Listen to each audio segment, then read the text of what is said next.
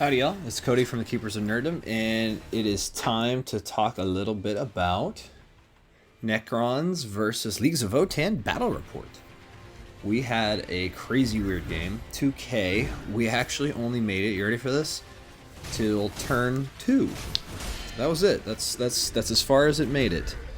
And not a epic game in a way, but yet very, very epic. I can give you some basics of my opponent's force. He had Leagues of Votann and Necrons. Wanted to play them one last time before codex changes make everything just super weird. The Leagues of Votann, I can try to give you a list, but I don't know all their names. So we had 2 of the Sagittar buggies, one of its Hecaton Land Fortress, 2 sets of 3 of the bike squads, at least 3 sets, 1, 2, 3, yep, 3 sets of the warriors led by, I think 2 of them had a same leader, and then 1 had his psychic leader. And then in one of the vehicles, because the Hecaton Land Fortress also had some of those characters in it, the other side of it that was really interesting was one of its little Sagittariuses had a detachment of the 5 melee guys. And then in Deep Strike he had whatever the really heavy guys for the Leagues of Votann are. He had those in Deep Strike, a squad of 10 of them with their leader. That was quite terrifying, just knowing that at some point they're coming. When, we don't know. So that was a little scary, to say the least. But just knowing that they could come up made it pretty interesting. My force consisted of, and this is where the force gets kind of entertaining. We had, let's see here, Transcendent Catan with the Septernal Weave, so he was in the list. Wanted to use him too one last time before he changes. Let's say here, 2 squads of Necron warriors because I wanted to try somebody out for the first time. And the first squad of Necron warriors was led by Orc and the Diviner with Crypto Thralls and a Lord. And the Lord had the Hypermaterial Blader. And the next group was led by Nemesis Zandrek. And, oh gosh, what was it? Technomancer? No, that wasn't it. What was that led by? Wow. You know, sometimes you think about this stuff, you're like, oh, I know exactly what it was. And then you stop to really process and you go, I have no recollection for sure. Very interesting. Oh, Chronomancer, because then I could jump, shoot, move. Move, shoot, jump, right?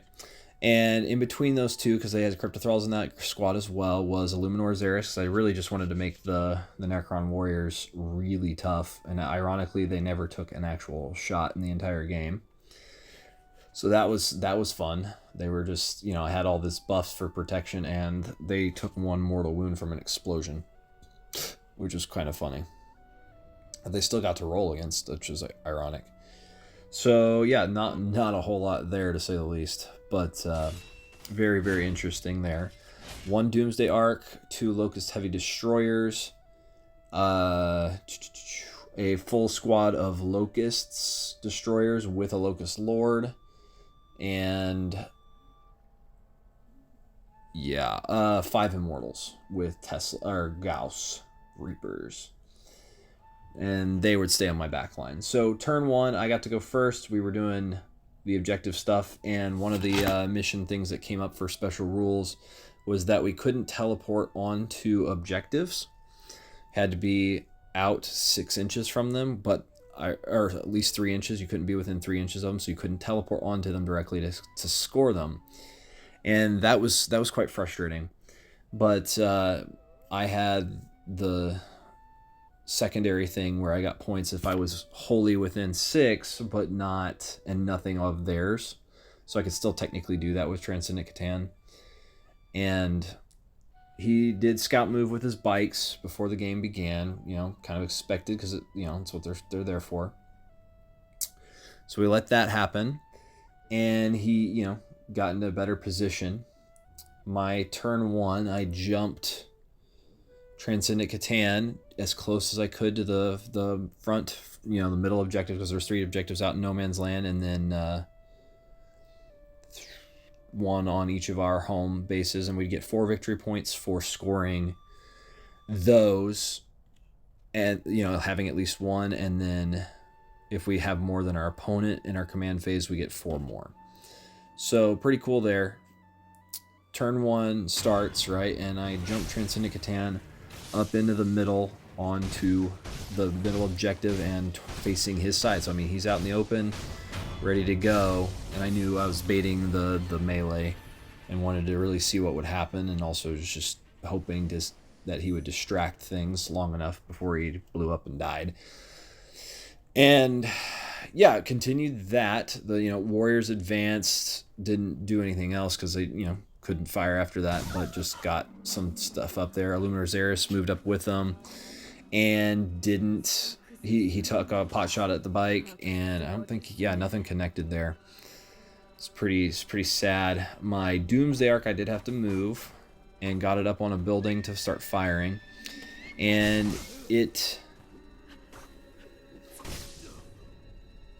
I fired it and the Locust Heavy Destroyers that first turn into the Hecaton Land Fortress just to make sure it went down. It didn't die, but it did go down to -1 to hit, which ironically later on in the game would actually be a huge saving grace to me. It moved my Locusts up. They took a few pot shots, I think, on some minor things. No, they couldn't fire at anything just yet, but they were ready to do something, which was cool. And then we moved into his turn 1, and I'm nervous at this point because he's got a lot more potential of firing, but I did at least get -1 to hit on his big Hecaton Land Fortress, but he apparently has lower range, but I had accidentally put my Doomsday Arc within reach, and I had several decent hits, and then he'd shrugged them off, which was quite impressive, but also really sad because I was like, oh gosh, I'm going to be sitting out here in the open, and he is going to start blasting, and it's going to be epically bad for me. And so he took some shots with the bikes at Illuminor Xeris and learned, yes, he does have an invuln save and a Feel No Pain because he did get within 12 inches, which also meant that my Necron warriors and everything next turn were just going to unleash full fury. And that, he got like 2 wounds on him, and then I healed him next turn anyway because nothing else was in range of him. So I'm not really sure what was the plan there, honestly, because he had 9 wounds, and those bikes had a lot of shots but not a lot of AP, and also an invuln save and Feel No Pain. Not gonna work. And then he got to fire at my Ghost, or my Doomsday Arc, with his Hecaton Land Fortress. He did like 3 or 4 wounds, I think 4 wounds total. It wasn't anything major, but it definitely put me as a little scared for a second, because I was like, okay, he can still hit me, but I rolled really well in my protections as well. Like, it was scary. And then he started unleashing on the he unleashed a little bit on my Locusts, Destroyers, and didn't hit them very much with a whole lot of stuff at all. It was kind of weird. Deployed a squad up in front of his Hecaton Land Fortress to get onto one of the objectives in No Man's Land, closer to him. It's like, good play. But they were somewhat in cover, so someone would get cover for a bit, and then,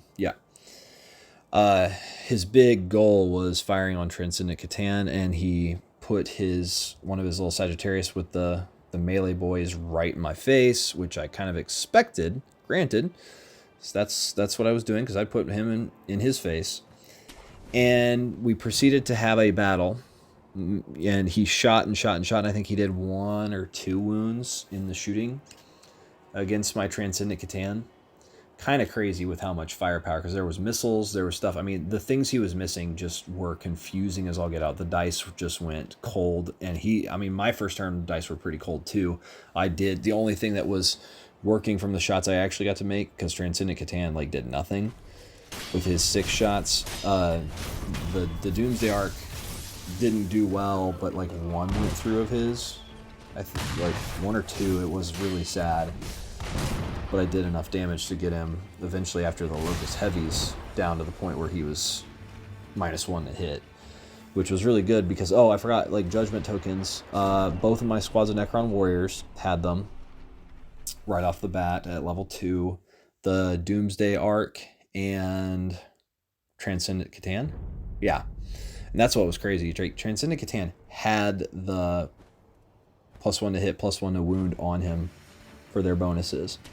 And he then, after all that shooting, 2 wounds, he goes into melee, and if memory serves, 1 wound goes through of his entire Chthonian Berserkers, and then Locust decides to attack, right? Like, do his attacks, and it's nutty. He actually, with his 8 attacks, wipes out the entire squad of Chthonian Berserkers, right? Every single one is gone. Just obliterated. They disappear from the battlefield in that 1 turn. And I was shocked. So on his turn, my Transcendent Catan had done tons of damage. Tons. So needless to say, that was quite a shock for both of us, and I could already tell there's some exasperation here, because this was supposed to be the moment where Transcendent Catan lost at least half his health or was close to death, and it was just going to be a matter of time before Transcendent Catan went down in a ball of flame, right? And it was going to be epic, and we'd talk about it for the next several matches. And instead he had 3 wounds. So not a whole lot happened there, and his other squad could not yet come in, and that was rather interesting because they're having to wait until turn 2 to be able to deep strike and do their stuff, which it normally that's not a big deal. Like 2 turns, it's like whatever. That's we're still getting into range of stuff, but I could really on turn 2 unleash some unholy fury, right? And unleash I did. So turn 2 comes around, we do our healing, right, for my stuff. So I did. He did shoot at my locusts, and I lost 1. Yes, I lost 1, I believe, and fired back at the group that made it lose and destroyed a few of their troops. But I mean, he saved like crazy. It was insane.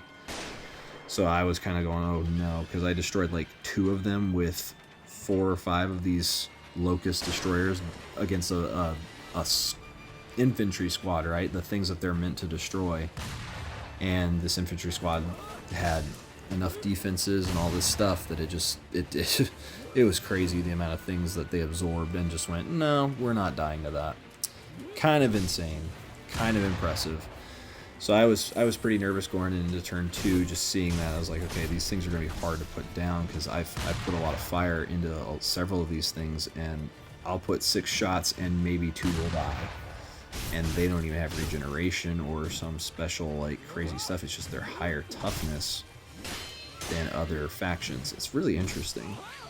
I do like that about Votann, that they have this high toughness but not very many wounds. Very interesting. Because once you get through, they're going down, but they're harder to get through, right? So turn 2 comes around.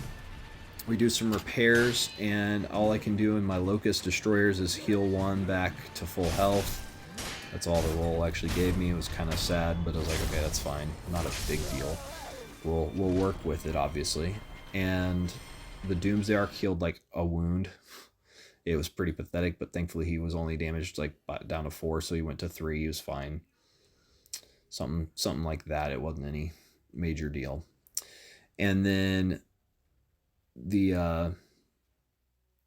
Luminor Xeris, I think he full healed back up from his 2 wounds damage, and the 3 wounds on Transcendent Catan rolled, and sure enough, luck would have it, he rolls the 3, so he full heals, and he's back and ready to go. And I could just tell, my opponent is pretty frustrated at everything, and rightfully so. Like, this game has just gone completely and entirely wonky as all get out. Makes no sense at all. And I'm over here just trying to go, this is insane, what are we doing? And just laughing at the insanity of all of our rolls at this point, because nothing makes any sense at all.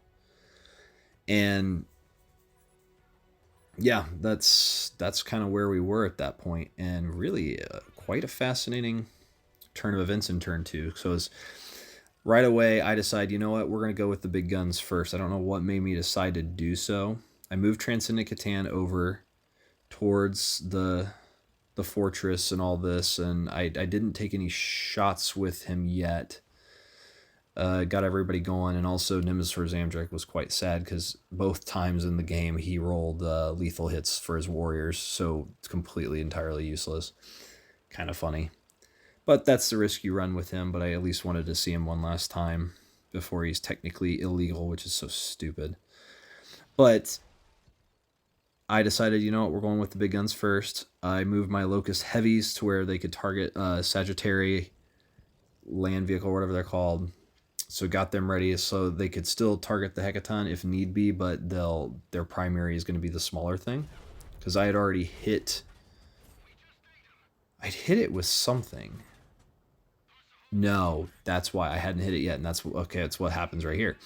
So I decided, we're going to go for the Hecaton Land Fortress first with the Ghost of the Doomsday Ark, and I think it got like 4 shots. Not great, but not terrible. So 3 and the +1.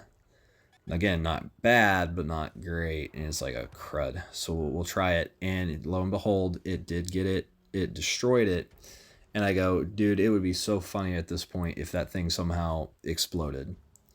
And he rolled, and we both just kind of stopped and looked and stared as down on that die was a 6.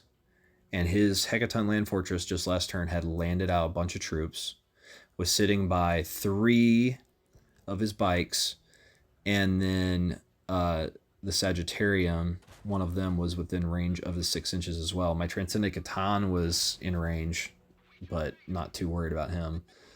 So he goes to the explosion, and he rolls, first off for the squad closest to my Transcendent Catan, he rolls a 6 for damage. And so 6 models, right? Thankfully they had a feel no pain from their leader. So I think he had to take 4 from them, but they were already hurt from previous shots at them. And so they were down to like 2 or 3 guys. I mean, it was pathetically bad. And then the Transcendent Catan he rolled 4, and I think it was like a 2 or a 3, and then I rolled my Feel No Pain and dodged like 1 or 2 of them. So I took 1 damage. Very, very minor. And then he comes to his next group right in front of him, and he rolled a 6 again for the damage. And so they took massive. They didn't have a Feel No Pain, so it was just, here's 10 warriors, whatever they're called, that just get decimated.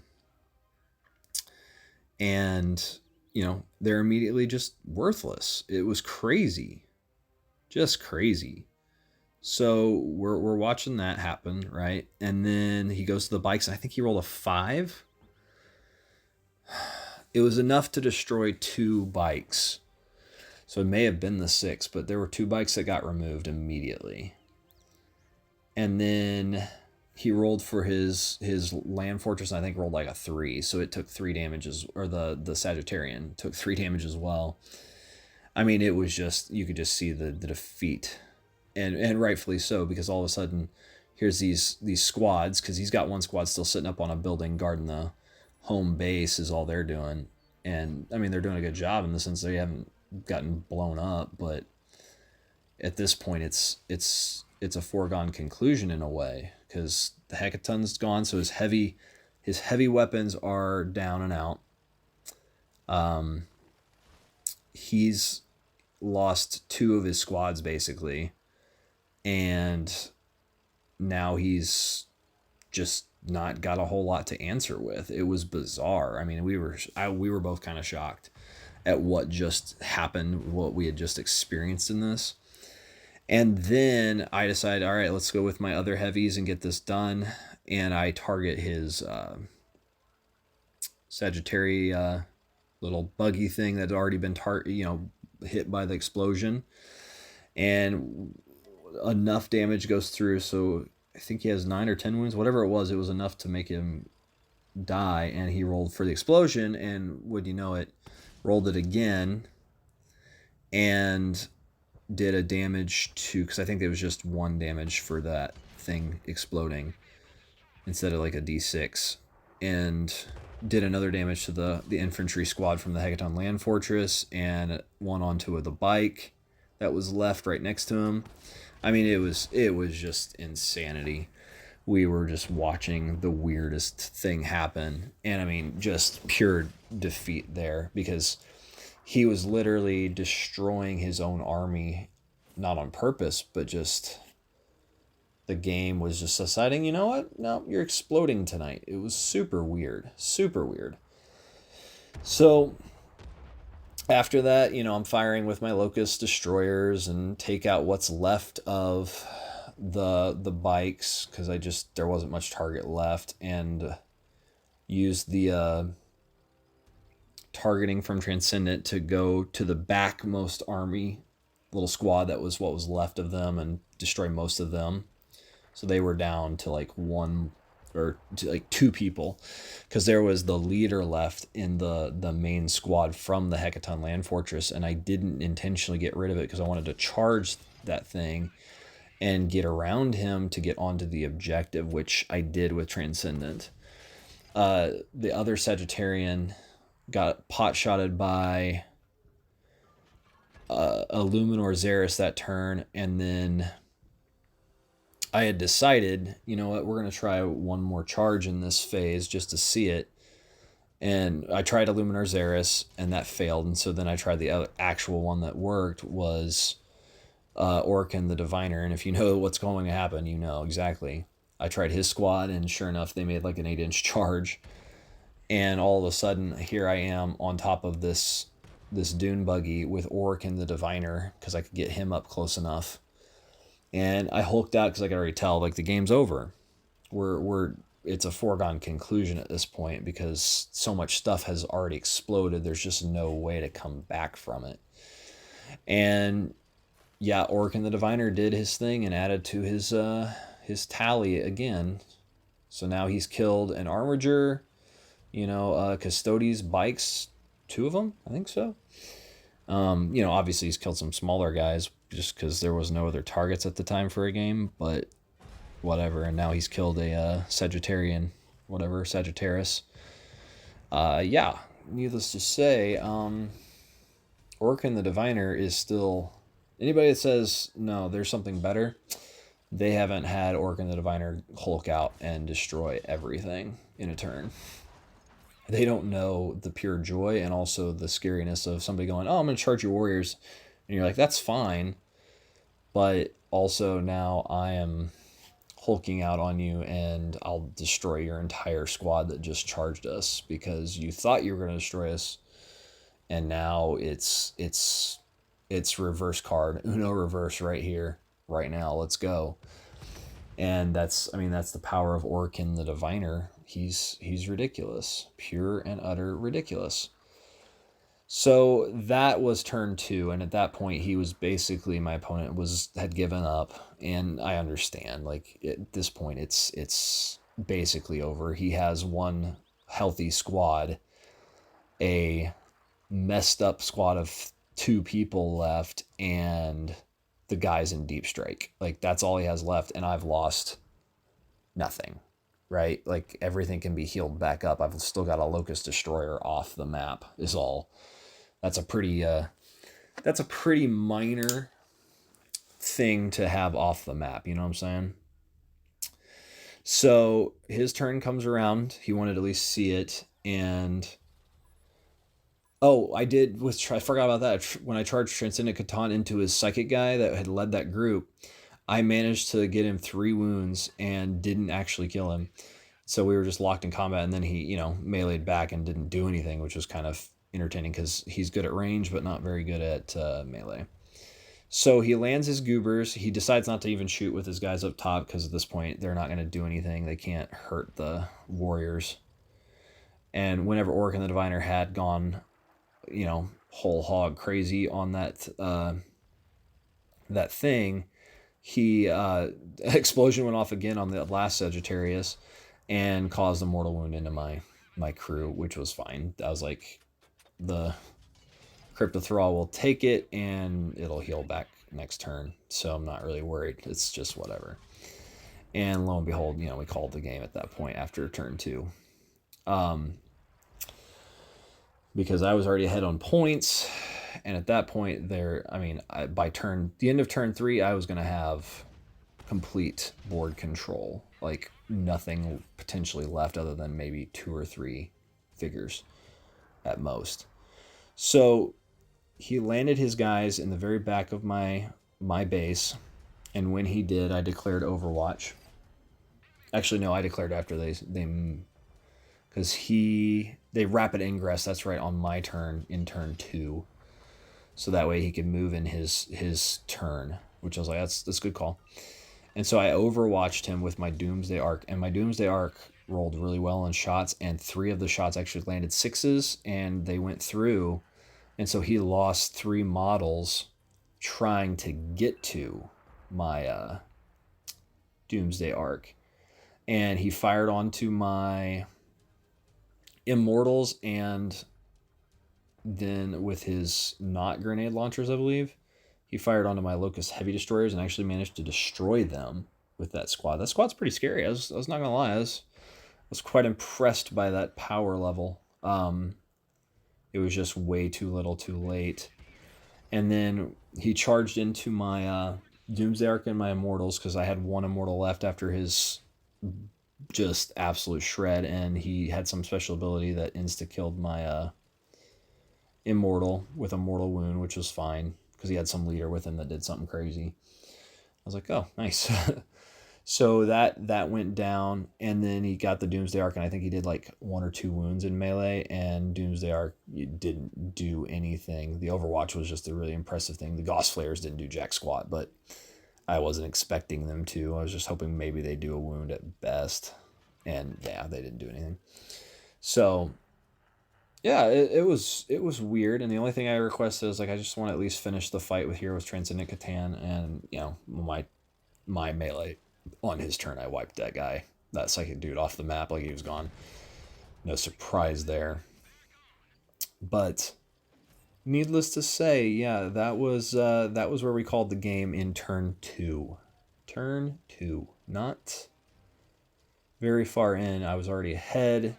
Everything had literally exploded. There was just, we hit a point where we were looking at it, and my opponent was very frustrated, and rightfully so. Whenever you have this epically grand army that's high ranked, and they just don't roll protection well enough and blow up onto their own faction over and over again, to the point where you lose so many more people even from your own explosion than potentially damage from the opponent in a way in a turn. It was kind of weird. It made no sense, right? It was one of those kind of games where you start looking around going, this isn't how it's supposed to go. For me personally, I'm like, if it happened to me, would I have been frustrated in a moment? Yes. Would it have been hilarious in the long term? I'd say yes, because that's the stuff that happens, and you just go, you're gonna have to just laugh about it because nothing about it made sense. You know what I'm saying? And I think I was like 20 something, 24, 23 points was where I was when we stopped. So it wasn't even a very high score, but we were only on turn 2. But I was basically going to run the board at that point. Turn 3, it was move Ghost or Doomsday Arc away, blast like crazy, turn my Locust Destroyers around and let them tear into that. Necron Warriors advance up and fire on the squad up in the building that's been guarding his starting objective. Stuff like that. Basically just take what's left apart. And the squad up on the building hadn't been targeted at all, but it's about to have an entire squad of Necron warriors on it. And holy cow. So, and the Locust Destroyers along with Doomsday Arc with a blast weapon onto a squad of heavier guys, but still it doesn't matter when you've got a gun that's just that strong. Transcendent would have just sat on an objective at that point because he couldn't have made it to anybody in time. Well, I guess technically that's the funny irony. He could have.